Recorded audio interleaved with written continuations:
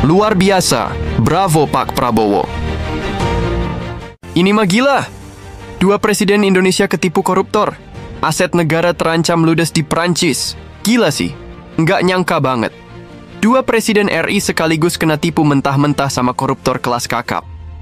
Gara-gara kasus ini, dua kedutaan besar RI bisa-bisa kena eksekusi dan diambil alih.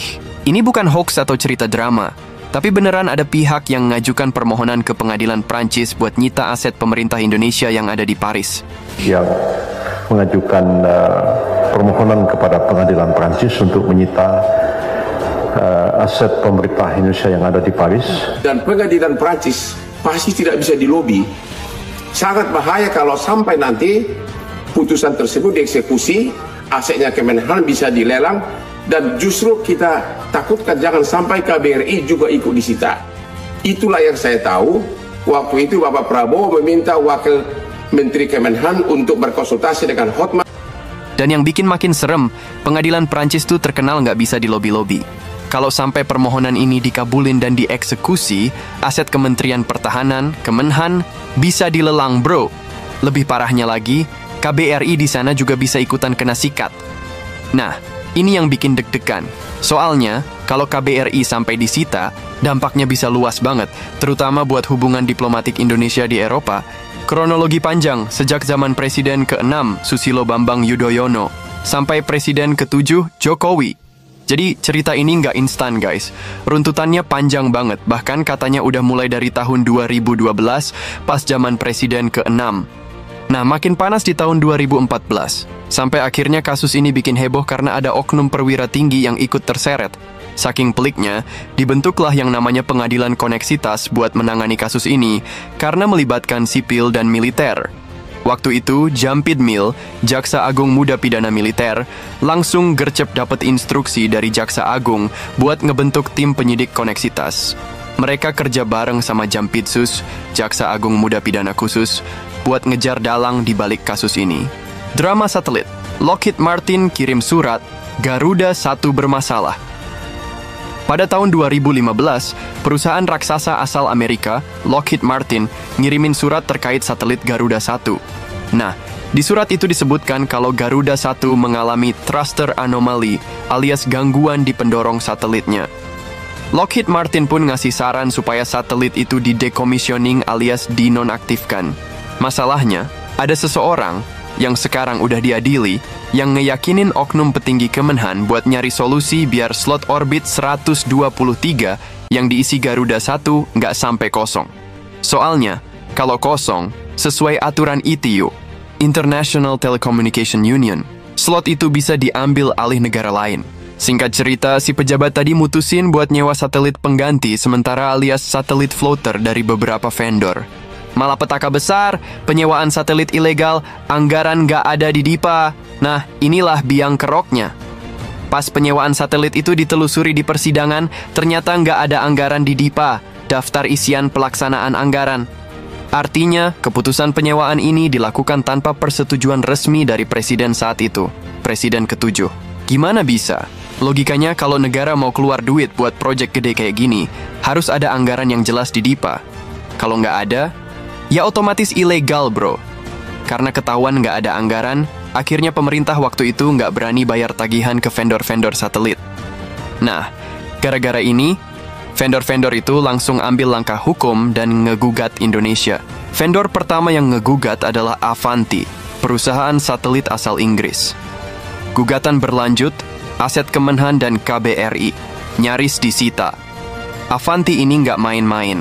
Mereka gugat Indonesia ke arbitrase London dan menang. Hasilnya, mereka langsung ngejar aset Kemenhan dan KBRI di London buat disita. Akhirnya, pemerintah RI terpaksa bayar Avanti biar asetnya nggak kena lelang. Tapi cerita nggak berhenti di situ guys. Sekarang ada lagi gugatan di pengadilan Prancis yang bisa bikin aset pemerintah di Paris kena sikat. Kalau pengadilan Prancis kasih lampu hijau, bisa gawat banget. Bayangin kalau KBRI sampai disita, itu bakal jadi tamparan keras buat diplomasi Indonesia di mata dunia. Solusi darurat. Prabowo minta bantuan pengacara top. Melihat situasi yang makin genting, Menteri Pertahanan Prabowo Subianto langsung ambil tindakan.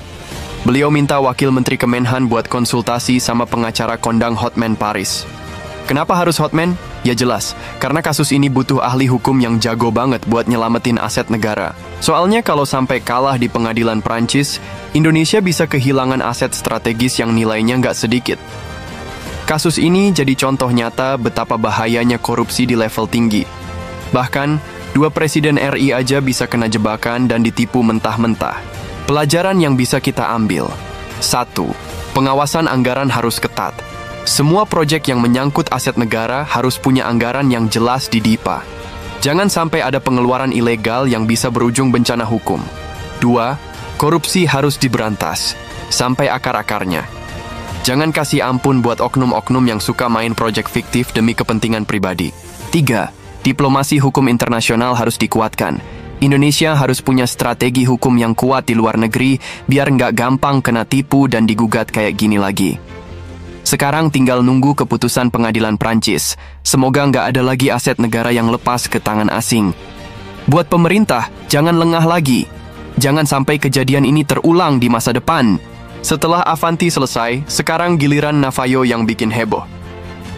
Hari ini, Navajo Internasional lagi rame dibahas, karena mereka nekat ngajukan permohonan ke pengadilan Prancis buat nyita aset pemerintah Indonesia di Paris. Nggak main-main, mereka incar rumah-rumah tinggal yang dipakai para pejabat diplomatik kita di sana. Kenapa bisa sampai begini? Ini semua berawal dari sengketa antara Kementerian Pertahanan Republik Indonesia dengan Navajo Internasional. Awalnya, masalah ini berkutat di Badan Administrasi Singapura, di mana Indonesia dinyatakan kalah dalam kasus pengadaan bagian satelit Kemhan tahun 2016.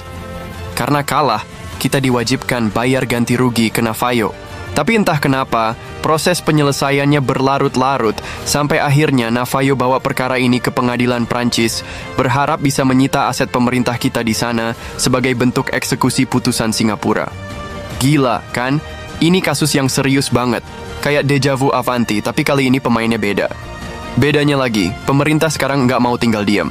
Presiden Prabowo dan jajaran udah siap gaspol, nggak mau nyerah begitu aja. Apalagi Kejaksaan Agung langsung tancap gas buat bongkar kasus ini dari akar-akarnya. Karena kalau sampai kedutaan kita di Paris kena sita, ini bakal bikin citra Indonesia anjlok parah. Bayangin aja Paris itu jantung dunia. Kalau KBRI sampai kena, bisa ngeganggu kepercayaan internasional terhadap Indonesia. Nggak cuman itu, vendor-vendor lain yang terlibat dalam kasus satelit orbit 1, 2, dan 3 juga bisa ikutan minta ganti rugi kalau masalah ini dibiarkan. Ini tuh kayak efek domino. Dan menurut Menko Yusril, ada unsur wan prestasi yang bikin posisi RI makin runyam. Udah jatuh, ketimpa tangga pula. Makanya, pemerintah nggak tinggal diem. Mereka siap tempur.